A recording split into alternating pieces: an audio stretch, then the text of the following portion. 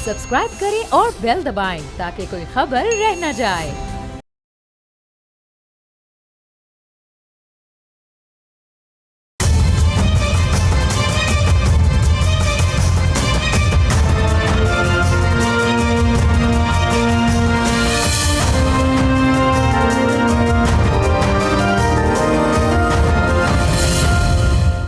अस्सलाम वालेकुम, आप देख रहे हैं बोल्ड रिपोर्ट्स और मैं हूं बतूल राजपूत। अमेरिका, इसराइल और ईरान की जंग एक खौलनाक शक्ल इख्तियार करती जा रही है और जिसमें हर गुज़रते दिन के साथ डायरेक्टली इनडायरेक्टली स्टेक होल्डर्स का भी इजाफा हो रहा है। मौशी नुकसान एक तरफ, लेकिन ये जंग मज़ीद कॉम्प्लिकेटेड फैक्टर्स को इन्वॉल्व कर रही है। ऐसा नहीं लग रहा कि किसी भी जगह से कोई डिप्लोमेटिक एफ़र्ट काम आए और इसी हवाले से मुफस्सल बात करने के लिए मेरे साथ सैयद मुज़म्मिल साहब मौजूद हैं, सीनियर जर्नलिस्ट हैं, बहुत अच्छा तज्ज़िया करते हैं, स्पेसिफिकली इंटरनेशनल रिलेशन से भी बहुत अच्छी बात करते हैं। माजिद निज़ामी मेरे साथ मौजूद हैं, सीनियर जर्नलिस्ट हैं, एनालिस्ट हैं, मिलिट्री इशू से बहुत ज़बरदस्त लिखते हैं और बैन अवी अमूर पर भी बात करते हैं। बहुत शुक्रिया आप दोनों का ज्वाइन करने के लिए। मुज़म्मिल, मैं आपसे शुरू करूँगी। जब हम ईरान और इसराइल के तनाज़े की वजूहात की बात करते हैं तो मुख्तलिफ़ चीज़ें सामने आती हैं। How do you both see the रिवलरी? I mean, is it fundamentally about religion and identity, या फिर एक पावर गेम और है और मशरिक़ वस्ता की जंग है? क्योंकि इसराइली इन्फ्लुएंस के लिए तो जब हम बात करते हैं तो ये कहा जाता है कि ईरान उनके लिए एक एग्जिस्टेंशियल थ्रेट बन चुका है। तो एग्जैक्टली क्या वजह है जिसको हम इस वक्त एड्रेस कर सकते हैं? और एक तरफ ग्रेटर गेम की थ्योरी भी मौजूद है, but which angle do you think is the most relevant at this moment? Well, I think it has multiple nuances. उसकी वजह यह है कि जियोपॉलिटिकल एंगल भी है, इकोनॉमिक एस्पेक्ट भी है, ऑयल का एस्पेक्ट भी है। क्योंकि हमने कुछ हफ्ते पहले ही ये देखा था कि जो वाइट हाउस के एनर्जी एग्जीक्यूटिव डायरेक्टर हैं, उन्होंने ऑन एयर आकर इस बात को कन्फेस कर लिया कि हम ये चाहते हैं कि ईरानियन रेजिम के पास जो ऑयल सप्लाईज हैं वो उनसे ले ली जाएं। तो एक तरफ अगर आप ये कहें कि हम आवाम की लिबरेशन के लिए आ रहे हैं, जिस तरह सोशल मीडिया पे कुछ लोग ये डिलूजन फैलाते भी हैं, इस पे यकीन भी करते हैं कि दरअसल ऑब्जेक्टिव ये था कि जो रजीम की जिस तरह से रजीम वर्क करती है ईरान के अंदर, जिसमें इंडिविजुअल सप्रेशन होती है या फिर एहतजाज के खिलाफ वो क्रैकडाउन्स कर देते हैं। तो सबसे पहले तो ये क्लियर हो गया कि America as a liberating force कि वो बाहर से आके किसी सोसाइटी को लिबरलाइज कर देंगे, वो वहाँ वुमेन राइट्स को इंश्योर कर देंगे, ये एक ऑब्जेक्टिव है। ये लॉफेबल एनालिसिस ही हो सकता है, इससे बढ़ के कुछ नहीं। सो they themselves are saying that they were after oil, number one. दूसरी चीज़ ये है कि ये पहली मर्तबा शायद ऐसी जंग हम देख रहे हैं जिसमें अपनी इंटेलिजेंस कंसल्टेशन डोनाल्ड ट्रंप की जो सारी हुकूमत है उसने जंग लगाने के बाद की। अब यूनाइटेड इंटेलिजेंस कमीशन की एक रिपोर्ट आती है जो कि 15 से 16 एजेंसीज की डिस्कशन और स्क्रूटनी के बाद सामने आती है, और उस रिपोर्ट में यह लिखा हुआ है कि अगर आप ऑन ग्राउंड ट्रूप्स उतार भी देंगे, बूट्स ऑन द ग्राउंड ले भी आएंगे, उसके बावजूद रजीम चेंज करना is highly unlikely, because Iran जो है वो कोई इतना छोटा मुल्क नहीं है, उसकी टेरेन बहुत ज़्यादा डिफ़िकल्ट है। नंबर टू, IRGC का जो काम करने का तरीका है उसको शायद डोनाल्ड ट्रंप तो क्या, इनकी जो काबीना के लोग थे उसमें से भी शायद किसी ने इनसाइटफुली स्टडी ना किया हो, लेकिन IRGC ने जिस तरह से डेवोल्यूशन ऑफ पावर कर रखा है उसमें सिटी बेसिस के ऊपर ऑटोनॉमी दे रखी है हर उस इंसान को which is watching over a particular city. ऐसा नहीं है कि अगर आप उनकी टॉप लीडरशिप को असैसिनेट कर दें जिस तरह आयतुल्लाह साहब को किया, तो उसके बाद आप ये एक्सपेक्ट करेंगे कि ये सारा ऑर्डर एक आदमी की वजह से स्टेम कर रहा था, वो आदमी अब नहीं रहा तो ऑर्डर गिर जाएगा। तो इसके लिए हमें समझना पड़ेगा कि how different IRGC and the Iranian रजीम is, because वो एक कन्वेंशनल डिक्टेटोरियल रजीम नहीं है जिसमें एक इंसान सारी पावर हाथ में लेकर बैठा हुआ है और अगर वो सीन से आउट हुआ तो सारा स्ट्रक्चर जो है उनका कोलैप्स कर जाएगा। ऐसा नहीं हुआ, हमने देखा है, ना ही ऐसा आगे होगा। तो ऑब्जेक्टिव्स की जहाँ तक बात है तो इजराइल और अमेरिका के ऑब्जेक्टिव्स मुख्तलिफ हैं। अमेरिकन ऑब्जेक्टिव मैक्सिमम ये हो सकता था कि वो ऑयल सप्लाईज अपने कब्जे में लें, हुर्मुज़ को बजाते खुद पुलिस करें, वहाँ पर पेट्रोलिंग अपनी रखें। इसके अलावा ये है कि खिते में एक डोमिनेशन और प्रेजेंस भी उनकी इंश्योर हो जाए, चाइना भी कर्टेल हो जाए, क्योंकि ईरान का एक बहुत बड़ा पोर्शन ऑयल का चीन की तरफ भी जाता है, और दूसरा बेल्ट एंड रोड इनिशिएटिव को आकर उसमें इंडल्ज करने के लिए एक बेहतर टेरिटरी भी उनके हाथ लग जाए। अमेरिकन एम्स इतने ही थे। इजराइली एम्स क्या थे? Disintegration of Iran, Kurdish state in Iran, क्योंकि ईरान के अंदर एक कुर्दिश स्टेट बनाई जाए, इसके अलावा इराक की तरह इसके टुकड़े कर दिए जाएं ताकि मिडल ईस्ट में मेरे अलावा कोई चौधरी ना बचे, और उसके बाद में हम एक ऐसी डील करें कि सारा मिडल ईस्ट को हम डोमिनेट करें। जिस तरह से 2 दिन पहले हिब्रू में आज से कुछ दिन पहले बल्कि खिताब किया नेतन्याहू ने, तो उसने बजाते खुद इस बात को कहा है कि we are going to become a world power, a super power. तो वो सिर्फ ईरान के पीछे नहीं है, वो सारे मिडल ईस्ट की जो बाउंटी है उसको जीतना चाहते हैं। सो Iran has showed resilience, but उनका इंफ्रास्ट्रक्चरल डैमेज भी बहुत हुआ है। But keeping in view of that, America is now looking for an exit strategy, face saving, जो कि उनको मिल नहीं पा रही। ठीक, माजिद, ग्रेटर इसराइल और थर्ड टेम्पल को दोबारा बनाना, ये आपके नज़दीक कितना अहम है? क्योंकि ये बहस भी अब दोबारा शुरू होगी है कि जो भी ऑर्थोडॉक्स या हार्ड कोर और एक इंतहा पसंद मजहबी शख्सियात इसराइल के अंदर मौजूद हैं, वो उनकी मिलिट्री ब्रास में हैं, उनकी क़यादत में हैं, तो ये जो एक इंतहा पसंदी है ये बहुत खुल के सामने आती है, और जो इनके रिलीजियस अज़ाइम है उस पर भी अब खुल के बात होती है। जी बहुत शुक्रिया। मेरी राय में अब जबकि नेशन स्टेट्स का एक तस्वुर बहुत मजबूत हो चुका है, उस पर हमारे एतराज़ात हो भी सकते हैं, इसके बावजूद अब मुल्कों की सरहदें तब्दील करना को खासा आसान काम नहीं रहा, बल्कि मैं तो ये कहना चाहूँगा कि ये नियरली इम्पॉसिबल है। ये बात दुरुस्त है कि आप रीजन्स के अंदर जो रीजनल पॉलिटिक्स है उसमें अपने असर व रसूख को बढ़ा सकते हैं, अपने मुखालिफ जो ममालिक हैं उसमें मौजूद, उसके इक़्तिदार में मौजूद क़ुव्वतों को कमज़ोर कर सकते हैं। इस फार्मूला के ऊपर इसराइल बिल्कुल अमल कर रहा है, लेकिन ये जिस तरह की मजहबी बुनियाद पर की जाने वाली बातें हम सुनते हैं तो वो महज उनकी जो थ्योरी है उसको तो रिफ्लेक्ट करती हैं, लेकिन प्रैक्टिकली उनको इम्प्लीमेंट करना खासा मुश्किल है। लेकिन इस सब के बावजूद भी उनके जो असर व रसूख का मामला है वो दिन ब दिन जरूर बढ़ता जा रहा है, ये उनकी कामयाबी है।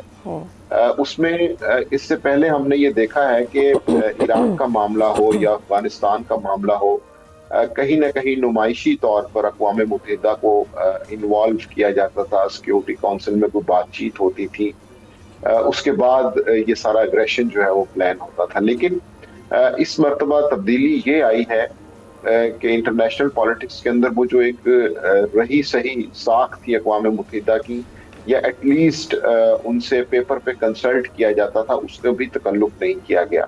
और जिस तरह से ईरान के साथ इसराइल और अमेरिका इन्वॉल्व हुए हैं और पूरा खत्ता जो है वो इस वक्त जंग का एक मंजरनामा पेश कर रहा है, तो उससे वो जो ग्लोबल पॉलिटिक्स में या इंटरनेशनल रिलेशंस में एक जो थोड़ी बहुत सफारतकारी की या बैनुल-अक़वामी इदारों के साथ थी वो बहुत ज़्यादा मुतासिर हुई है। तो एग्जैक्टली जो माइट इज़ राइट का फार्मूला है उसको प्रैक्टिकली इम्प्लीमेंट किया जा रहा है, और इसके साथ साथ ये समझना ज़रूरी होगा कि अक्टूबर के मामले के बाद जब से हमास ने इसराइल पर अटैक किया तो जो पूरा एक खित्ते का नक्शा था वो इसराइल तब्दील करने में कामयाब हुआ है। उसमें लबनान से शाम में, गजा में, उसके बाद ईरान पे आके ये मामला रुक इसलिए गया है कि उन्होंने वेनेज़ुएला की तरह शायद ईरान को एक मिस कैलकुलेट किया है, और उनका ये ख्याल था कि इस सारे मामले के अंदर जिस तरह से उनकी फतूहात का सिलसिला चल रहा है तो ईरान इस काबिल नहीं रहेगा, क्योंकि वो अपने जो दिफाई निज़ाम को लेके चलता था उसमें उन्होंने दूसरे ममालिक के अंदर भी अपना इन्फ्लुएंस कायम किया हुआ था। तो जो वो अब खत्म हो गया है, इसलिए ईरान खासा कमजोर होगा। लेकिन ये जो एनालिसिस था या जो जिस सोच की बुनियाद पे ये कार्रवाई की गई थी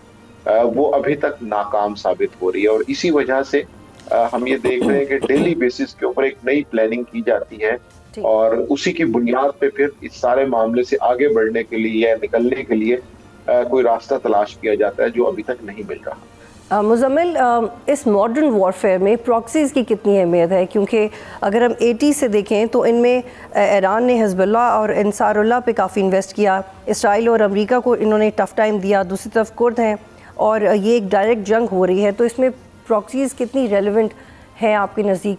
because when I was trying to understand the technicalities and there prime potential, तो मुझे ये समझ आया कि जो हौसी हैं वो शायद پھر بھی ایران کے لیے کچھ کر سکیں، لیکن جو باقی پراکسیز ہیں وہ چونکہ خود آپس میں انکلوسیولی اتنی مضبوط نہیں ہے تو وہ شاید اب اتنی ریلیونٹ نہیں ہے. آپ کی کیا اوپینین؟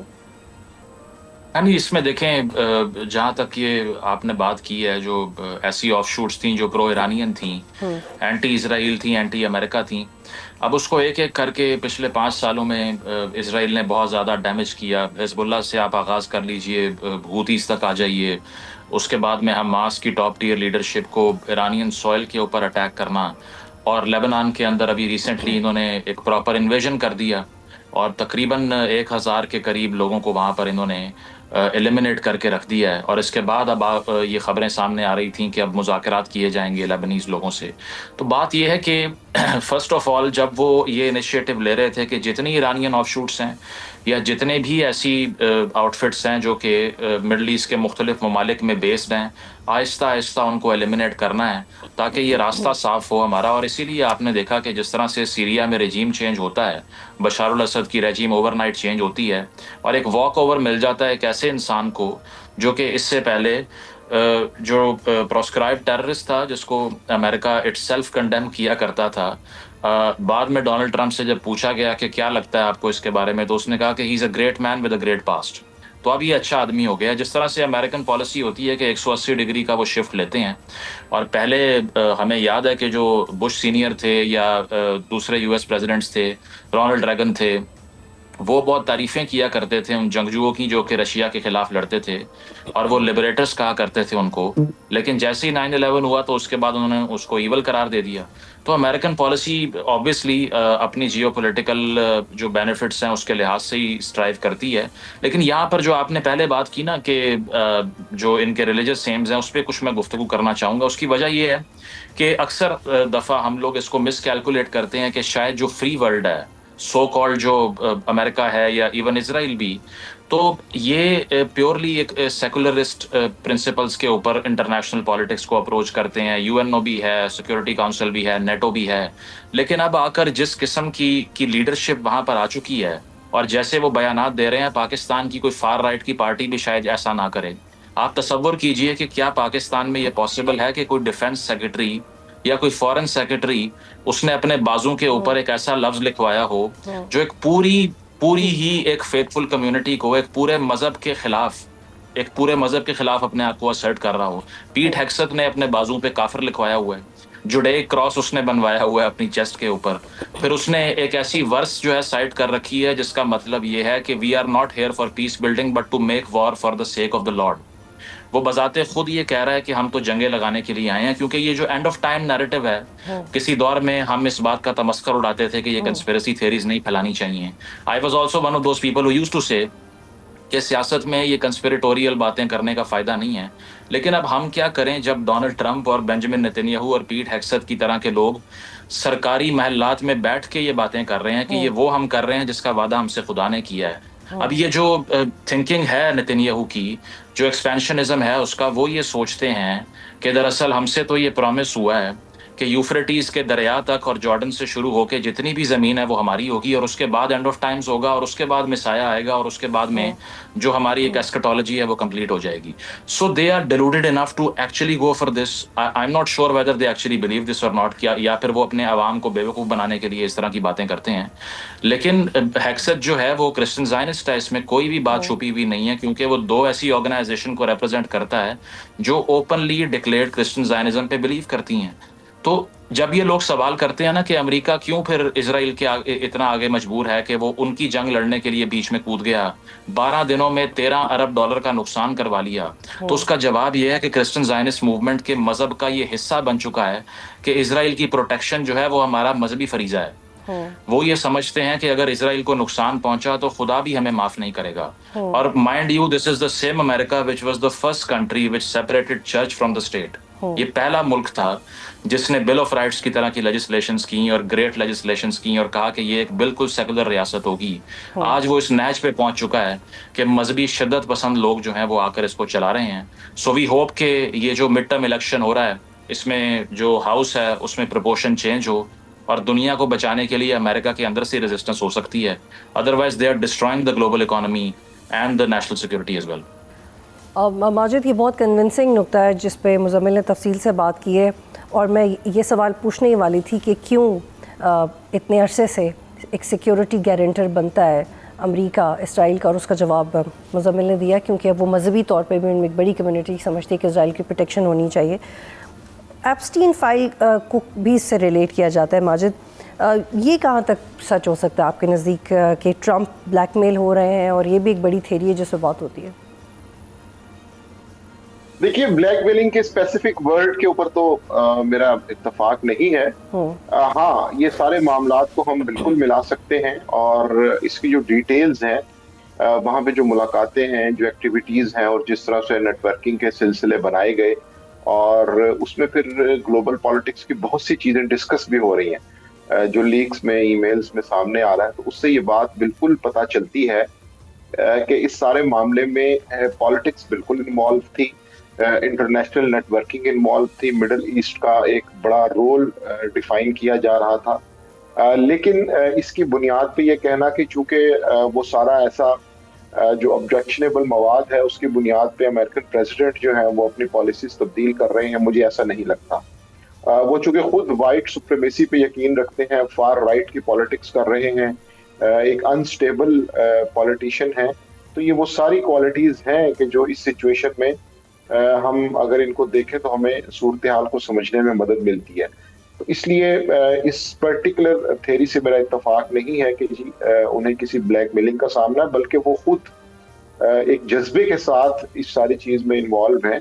और चूंकि हमारे सामने अमेरिका और इसराइल के कॉपरेशन की तारीख मौजूद है, और किस किस मौके पर उन्होंने एक दूसरे का साथ दिया, और लेकिन माजिद, जैसे मुज़म्मिल ने कहा था कि अमेरिका के अंदर रेजिस्टेंस हो तो कुछ हो सकता है, मिड टर्म इलेक्शंस भी करीब हैं, उन्होंने कांग्रेस से कंसल्ट नहीं किया, पब्लिक डिप्लोमेसी नहीं की, उनके मुखालिफिन उन पर एतराज़ करते हैं, अवाम अब मज़ीद जंग में नहीं चाहती, ये प्रेशर बिल्ड कर पाएंगे ट्रंप के ऊपर? एग्जिट स्ट्रैटेजी तो नहीं है अमेरिका के पास, लेकिन ये ज़रूर एक पॉइंट ऑफ व्यू आया कि पिछले साल जब जून में ईरान पे अटैक किया गया तो उस वक्त ये सोच के सब ख़त्म कर दिया गया था कि हमारे टारगेट्स अचीव हो गए और हम जीत गए और अब हमें मज़ीद जंग नहीं लड़नी। तो क्या इस तरह करके एग्जिट स्ट्रैटेजी हो सकती है, जंग ख़त्म हो सकती है, या अमेरिका को इंक्लूसिवली प्रेशर आएगा तो फिर ये सब रुकेगा? क्या हो सकता है?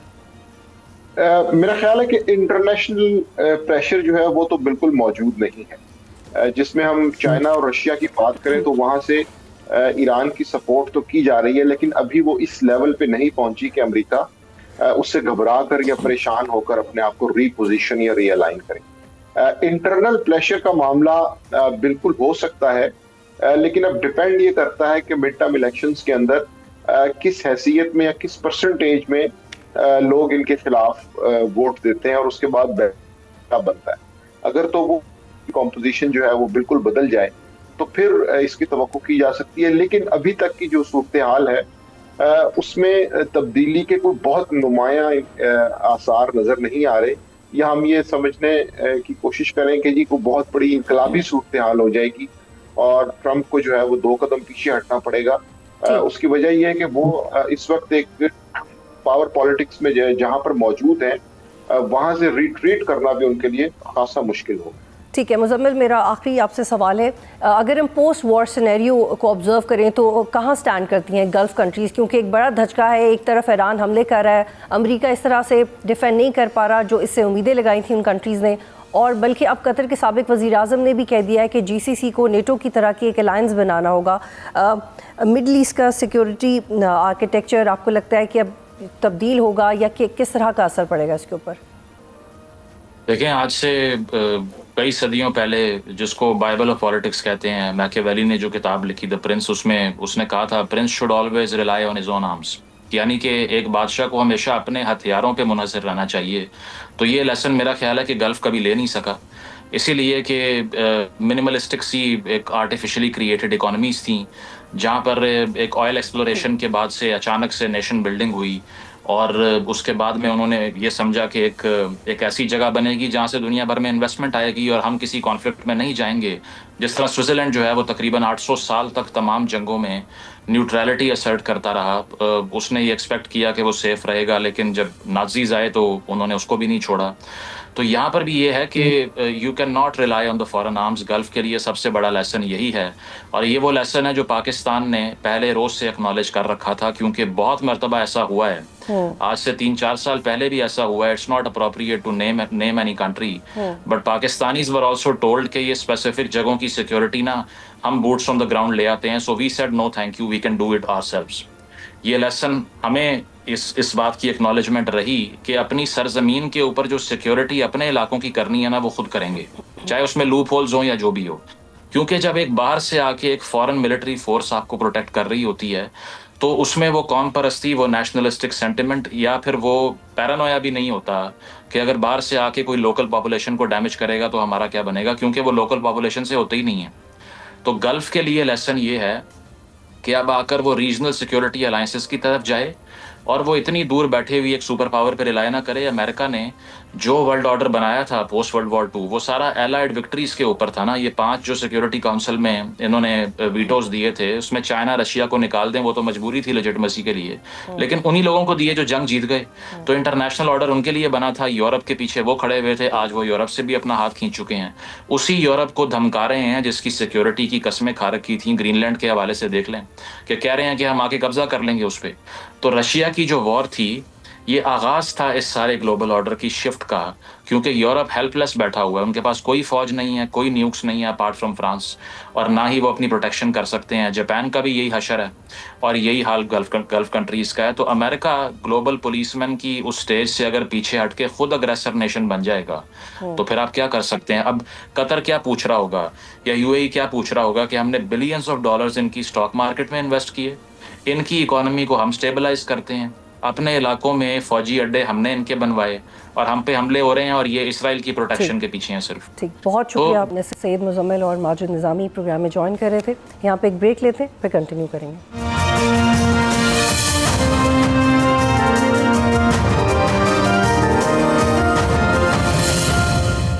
پروگرام میں خوش آمدید، اور میرے ساتھ موجود ہیں سینئر سیاستدان سابق گورنر سندھ محمد زبیر صاحب، اور ہم بات کریں گے کہ امریکہ، ایران اور اسرائیل کے کانفلکٹ کے بعد جو میسو بلو اکانومی پہ آ رہا ہے اور گلوبلی بہت انسرٹنٹی ہے، پاکستان کے اوپر اس کے ایکسکلوسیولی کیا اثرات مرتب ہو سکتے ہیں. زبیر صاحب بہت شکریہ، آپ جوائن کریں. ہم نے جب سے صحافت شروع کی ہے، انفیکٹ جب سے دیکھا ہے کہ سوسائٹی کیسے انفولڈ ہو رہی ہے، ہم نے ہمیشہ پاکستانی معیشت کو سٹرگل کرتے ہوئے دیکھا ہے. 90 کی دہائی میں یو اے ای سے قرضے لیے تھے، وہ بھی واپس نہیں کیے گئے، لیکن اب چیلنجز مزید بڑھ گئے ہیں.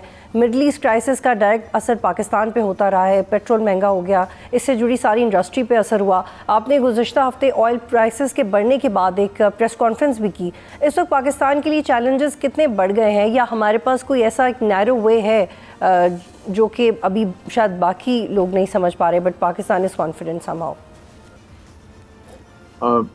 دیکھیں، پاکستان میں یہ جو کرائسس مڈل ایسٹ میں جب یو ایس اور اسرائیل کی اسٹرائک سے پہلے ہی جو پاکستان کی معیشت کی سچویشن تھی وہ بہت خراب تھی. اور آئی تھنک آپ کو میرے ویوز پتہ ہوں کہ میرے ویوز کیا. اس سے پہلے جنوری میں اور فیبرری میں 2-3 حکومت کے اپنے رپورٹس سرفیس آئے جس کے مطابق پاکستان کی بے روزگاری کے حوالے سے حکومت کی رپورٹ میں بتایا گیا کہ 21 سال کی بلند ترین شرح پر ہے. پاورٹی بھی بتایا گیا حکومت ہی کی طرف سے کہ 29-30% کی حد ہے، جو کہ حکومت کی انٹرپریٹیشن کے حساب سے تھی. ورلڈ بینک اور دوسرے جو انڈیپینڈنٹ سورسز ہیں وہ تو 45-46% کہتے ہیں. یعنی کہ ہر شعبے میں انویسٹمنٹ ہماری 51 ایئر لو تھی. ایکسپورٹس ہماری بالکل بڑھ نہیں رہی. انفیکٹ اگر آپ فیبری 2022 کو دیکھیں فیبری 2026 کے مقابلے میں تو 4 سال پہلے ہماری ایکسپورٹ زیادہ تھی. So you can imagine, so we were already struggling badly. اور اس کی ریزن یہ ظاہر ہے مختلف ریزنز جو بھی تھی. ایک تو یہ تھی کہ ظاہر ہے ہم ہمارے 2 پروونسز شدید جو ایکسٹریمزم ٹیررزم کی اس میں زد میں آئے تھے، کافی عرصے سے آئے تھے. پھر انڈیا کے ساتھ ہماری جنگ ہوئی، افغانستان کے ساتھ ہماری جنگ چلتی ہے. سو ایسے ماحول میں ظاہر ہے ملک میں اگر معیشت کے حوالے سے بات کی جائے تو کوئی بھی نہیں ایکسپیکٹ کر سکتا اچھی ہوگی. ابھی آپ نے دیکھا کہ اس کی ایک ایگزامپل ہے کہ دبئی میں تھوڑے سے ہی جھٹکے آئے ہیں اور اللہ نہ کرے اور کچھ ہو, مطلب ان اے سینس کہ ایران کی ریٹیلیشن کے, and people are already seeing کہ جی دبئی نے جو ترقی کی تھی, میسو ترقی کی تھی over the last 30 years, it will be difficult to now do the same and it will struggle, اور وہ کس طرح سے ہولڈ بیک کریں گے. سو ایک تھوڑے سے بام بلاسٹ کا اثر اتنا زیادہ ہوتا ہے کہ قطر اینڈ دبئی اور سعودی عربیہ کے بارے میں لوگ جو اکنامک اسیسمنٹ کر رہے ہیں وہ کوئی اتنی اچھی نہیں ہے آئندہ والے وقت میں. تو پاکستان کی کیسے اچھی ہو سکتی ہے؟ یہاں تو باقی چیزیں بھی خراب ہیں, اور یہ جو اب مڈل ایسٹ کرائسس کی وجہ سے ظاہر ہے وی آر ہائیلی ڈیپینڈنٹ. زبیر صاحب ایک اور سوال لے لیجیے گا اسی سے متعلقہ. اسد عمر کی بھی میں نے ایک ٹویٹ دیکھی, اور اس سے پہلے بھی ہم معیشت کے اوپر پروگرامز کرتے رہے ہیں, تو ایک ویو پوائنٹ یہ آیا تھا کہ پاکستان نے اگر آئل پرائسز بڑھائی ہیں تو وہ امپیکٹ آف وار کی وجہ سے نہیں بڑھائی, بلکہ پاکستان چاہتا ہے کہ آئل کی کنزمپشن کم ہو جائے, اور یہ آئی ایم ایف کی شرائط کی وجہ سے کیا گیا. اور دوسری طرف یہ بھی اسد عمر صاحب نے کہا, یہ ان کا اٹس اندر پوائنٹ آف ویو, کہ پاکستان نے آئی ایم ایف کو کنوے کیا ہے کہ مشرق وسطیٰ کی جنگ کا پاکستان کی معیشت پہ کوئی بڑا اثر نہیں ہوگا. تو واٹ ڈز دیٹ مین, کیوں نہیں ہوگا؟ کیا ہمارا اپنا کوئی ہوم ورک ہے, کوئی اپنی تیاری ہے, کیوں اسد عمر صاحب ایسے کر رہے ہیں؟ اور دوسری طرف جو آپ کے علاوہ اور بھی معیشت کو سمجھتے ہیں لوگ, وہ کہتے ہیں کہ آئل پرائسز بڑھائی اس لیے گئی ہیں کیونکہ آئی ایم ایف کی شرائط ہے. پاسبل آئی ایم ایف کی شرائط کا تو پاسبلٹی ہے, کیونکہ آئی ایم ایف ظاہر سی بات ہے ہمیں ڈکٹیٹ کرتے ہیں. لیکن یہ میں آپ کو ایک چیز بتاؤں کہ دیکھیں, میں بھی آئی ایم ایف کا جو پروگرام تھا 2013 سے 2016 تک کا, جس کو ہیڈ اس وقت اسحاق ڈار کر رہے تھے, I was a minister, privatisation minister, and I was involved in all the reviews with I M F 12 کے 12. یہ جو ہم کہتے ہیں نا کہ آئی ایم ایف یہ کہتے ہیں, ظاہر سی بات ہے جب دو پارٹیز ہوتی ہیں, دو ڈفرینٹ پارٹیز ہوتی ہیں, ان کی ایک ہی ڈیمانڈ ہوتی ہے. بٹ اگر آپ کے لیے وہ ڈیمانڈ ریزنیبل نہیں ہے اور آپ کے ملک کے مفاد میں نہیں ہے, تو آپ کو کاؤنٹر آرگومنٹ دینا ہے نا, آپ کو ان کو کنونس کرنا ہے why such a massive increase will be bad for Pakistan. تو یہ تو نہیں ہو سکتا کہ ہم کو منشی کی طرح بیٹھے ہوئے پرانے زمانے کے, جی انہوں نے کہہ دیا یہ کریں اور ہم نے کہا جی اچھا یہ کر دیتے ہیں. مطلب یہ تو this should not be acceptable کہ جی آئی ایم ایف نے کہا تھا اس لیے ہم نے یہ کر دیا. I M F petrol prices جس کو 25 کروڑ عوام سارے بھگتے ہیں, وہ تو اپنا شرط بنوا سکتا ہے, لیکن ایک 12 بلین روپے کی جو ہے جہاز کو خریدنے کے لیے منع نہیں کر سکتا. مطلب آئی مین واٹ این کانٹراسٹ. سو میرا نہیں خیال ہے کہ آئی ایم ایف اس طرح سے اگر آپ ان کو کاؤنٹر آرگومنٹ دیں, بیکاز 55 روپے بڑھانے کا ایک بڑا ایک پولیٹیکل ریئیکشن ہوا, آپ نے دیکھا پورے ملک میں ریئیکشن ہوا. ایک تو the amount of the size of it کہ اتنا اسٹیپ انکریز کبھی پاکستان کی تاریخ میں نہیں ہوا تھا. دوسرے یہ معیشت جس طرح میں کہہ رہا تھا کہ آلریڈی اسٹرگل کر رہے تھے لوگ, اور ایک جو لوور طبقہ ہے وہ تو خاص طور پر بالکل وہ تو افورڈ ہی نہیں کر سکتا, ان کے لیے تو موٹر بائک بند کرنے کی بات ہے. اور محمد زبیر صاحب, یہ جو آپ کہہ رہے ہیں کہ یہ زیادہ پرائسز بڑھائی گئی ہیں اور ریجن میں جو باقی ممالک ہیں انہوں نے تو بڑھائی ہی نہیں ہے, لیکن ایکسکیوز یہ آتا ہے, ریزن یہ آتا ہے کہ آئی ایم ایف کا بھی ایک فلو ہے جو پاکستان کو فالو کرنا پڑتا ہے. تو جو اسد عمر صاحب نے لکھا ہے وہ کتنی درست بات ہے؟ کیا واقعی پاکستان نے کنوے کیا ہے آئی ایم ایف کو کہ ہم پہ اس جنگ کا کوئی اثر نہیں ہوگا؟ اگر نہ ہوتا تو پھر آئل پرائسز تو نہ بڑھاتے. دیکھیں اخبارات میں جو میں نے بھی پڑھا ہے, میں نے جو اخبارات میں پڑھا ہے, ابھی آئی ایم ایف کی ٹیم یہاں آئی ہوئی تھی اور اسٹاف لیول ایگریمنٹ ہونا تھا, وہ جو نہیں ہوا.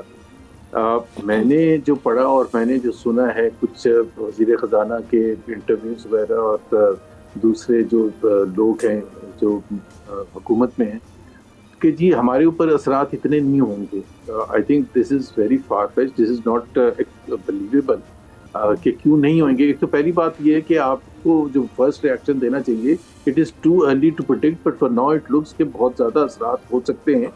اٹ آل ڈپینڈس بطور کہ کب جنگ ختم ہوگی اور کن حالات میں ہوگی. مطلب جنگ آج اگر ختم ہو جائے اور جیسے اس وقت ایران ہے فار ایگزامپل, جیسے مڈل ایسٹ کے دوسرے ممالک ہیں, تو ایک سینیریو کیا ہوگا, ایک بالکل اللہ نہ کرے تباہ کن. بالکل زبیر صاحب, اس میں تو بہت زیادہ انسرٹینٹی ہے, لیکن جی لیکن جو گورنمنٹ نے ایک سوال, لیکن جو گورنمنٹ نے آسٹیرٹی میئرز لیے, جو انہوں نے کہا کفایت شعاری کی مہم چلائیں, تو اس پہ بہت آراء آئی. اور میں نے فاروق سلیم صاحب کا ایک پوائنٹ آف ویو دیکھا, انہوں نے ہی سیڈ دیٹ, اور وہ اس کا مفہوم بیان کر دیتی ہوں کہ it's not even 10% of what we need to save. تو تو چیریٹی میئرز لیے گئے آپ کو لگتا ہے وہ کافی ہیں اور ان سے کتنا فائدہ ہوگا؟ ایک تو میں آسٹیرٹی میجرز یہ 2 مہینے والے بلیو ہی نہیں کرتا. اب تو وقت مڈل ایسٹ وار کی وجہ سے نہیں، بٹ اب وقت آ گیا بیکاز جو پاکستان کے حالات اتنے عرصے سے چلتے ہیں اور بہتری کے بجائے خرابی کی طرف جا رہے ہیں کنسسٹنٹلی. یہ بڑا سیریس مسئلہ ہے نا کہ غربت میں اضافہ ہو رہا ہے. یہ بہت سیریس مسئلہ ہے کہ ان امپلائمنٹ نہیں ہو رہی. یہ بہت سیریس مسئلہ ہے کہ جی آپ کی گروتھ نہیں ہو رہی. اس کے فنڈامنٹل ویکنیسز ہیں، اسٹرکچرل ویکنیسز ہیں کنٹری کی اکنامک پالیسی میں. اگر آپ وہ ریفارمز نہیں کریں گے، اگر آپ وہ انیشیٹ نہیں کریں گے، اگر آپ اس تضاد کو ایکسیپٹ نہیں کریں گے کہ جس طرح کہ پاکستان میں جس طرح ابھی میں کہہ رہا ہوں کہ غربت اتنی زیادہ ہے، بے روزگاری اتنی زیادہ ہے. ایک طرف تو غربت ریکارڈ توڑ رہی ہے، number of people who are going below the poverty line. ایک طرف تو وہ ہے، ایک طرف ہماری مڈل کلاس اسٹرگل کر رہی ہے ٹیکسز کے دباؤ میں آ کے، اور ریئل ویجز کم ہو رہی ہیں. اور دوسری طرف ہماری جو رولنگ کلاس ہے، وہ جو کہ اقتدار میں بیٹھے گی، ان کی جو لائف سٹائل اور اسٹینڈرڈ آف لیونگ ہے. ٹھیک ہے محمد زبیر صاحب، آپ میرے ساتھ ہی رہیے گا. میں یہاں پہ ایک بریک لے رہی ہوں، پھر واپس آتے ہیں.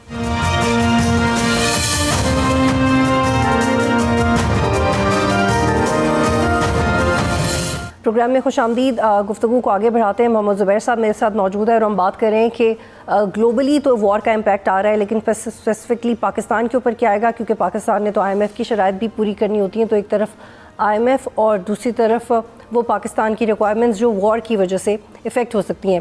زبیر صاحب، اس وقت ہم ایک complex multi front strategic environment witness کر رہے ہیں.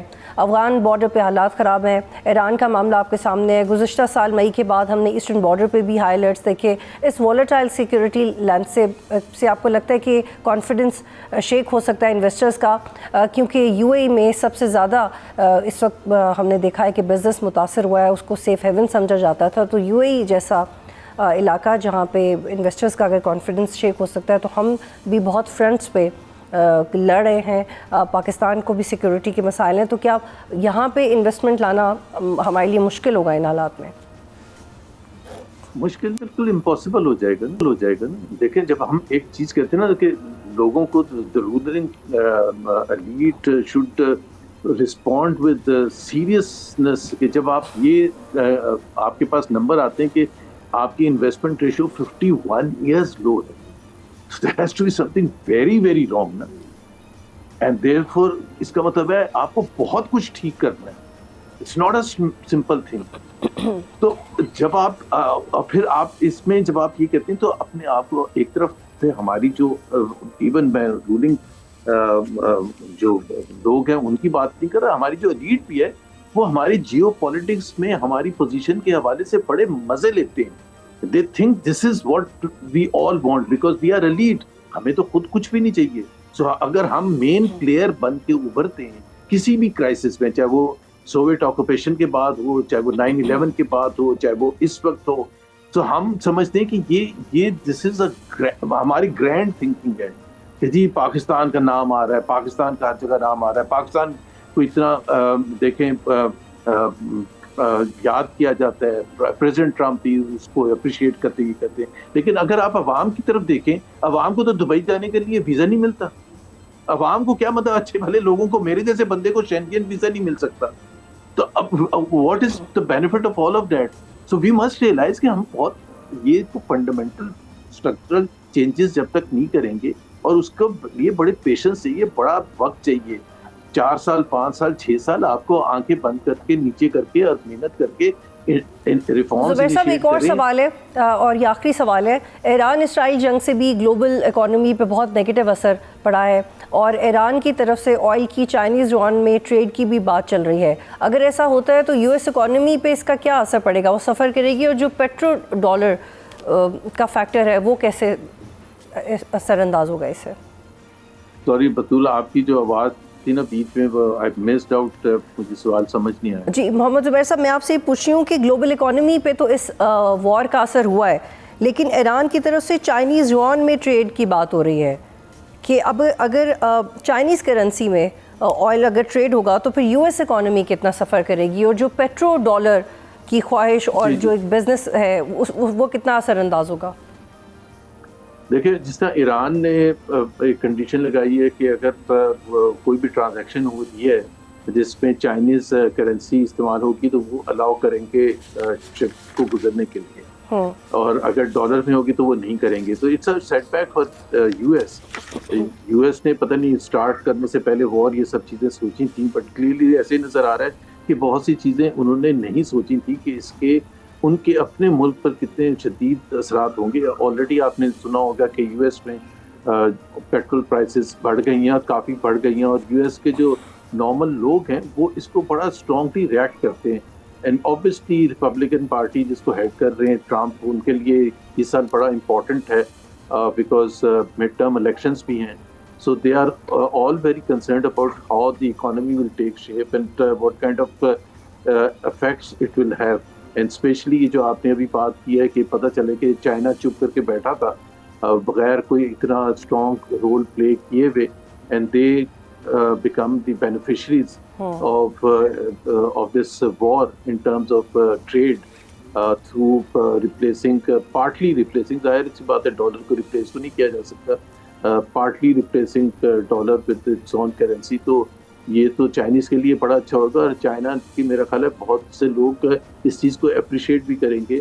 اور آئندہ آنے والے وقت میں میرا خیال ہے ایک چیز آپ پلیز انڈرسٹینڈ یہ بھی کریں کہ چائنا جہاں دو کنٹریز میں جہاں بہت اسٹرانگ پریزنس تھا اس کا، ایک ایران اور ایک وینیزویلا، دونوں پر امریکہ نے حملہ کر کے اور تہس نہس کر دیا. وینیزویلا پر تو کنٹرول سمپل طریقے سے کر لیا، بٹ کنٹرول تو کر لیا، اور ایران کو کس طرح سے کر رہا ہے. تو چائنیز انٹرسٹ بہت برے طریقے سے ہرٹ تو کیے یو ایس نے، بٹ ظاہر ہے in reaction to that how much Chinese benefit. But post Middle East war میرا خیال ہے مڈل ایسٹ میں بھی چائنا کا رول بہت بڑھ جائے گا. ٹھیک، بہت شکریہ محمد زبیر صاحب پروگرام میں جوائن کر رہے تھے. آج تک کے لیے اتنا ہی. پروگرام دیکھنے کا شکریہ. اللہ حافظ.